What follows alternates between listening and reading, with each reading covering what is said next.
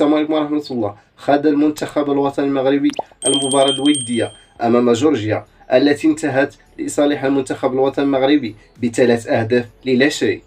وليد الركراكي لم يكشف جميع أوراقه للخصوم، حيث خاض المباراة بتشكيلة مختلطة بين الاحتياطيين والأساسيين، ومنح الفرصة لكثير من اللاعبين ليأخذوا بعض الدقائق قبل المونديال. وهذه المباراة الودية الرابعة لوليد، فاز في 3 وتعادل في 1. نتمنى أن تكون له أرقام جيدة في كأس العالم إن شاء الله. فوز معنوي ومهم لندخل المونديال ونحن قادمون من الانتصار. عطية الله ويحيى جبران قدموا مستوى رائع، وهذا يعني أن هنالك مكانة للاعب المحلي داخل المنتخب الوطني.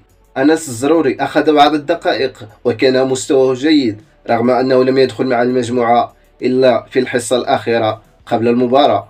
عبد الرزاق حمد الله قدم مستوى رائع، واخا ما وصلوش الكورة بزاف، يكفي أن الكرة اللي وصلته يصطاد بها ركلة جزاء.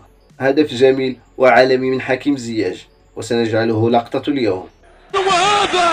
شنو هذا؟ جول!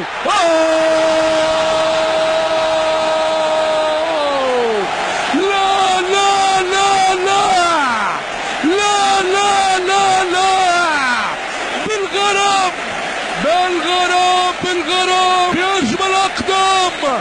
يا سلام يا سلام، شوف الموناليزا، شوف الموناليزا، الرسام يتلاعب بالكل. نار نار نار. ما تنساوش تشتركوا معنا في الصفحة إلا كنتم مازال ما مشتركينش. دمتم في رعاية الله، وإلى الحلقة المقبلة.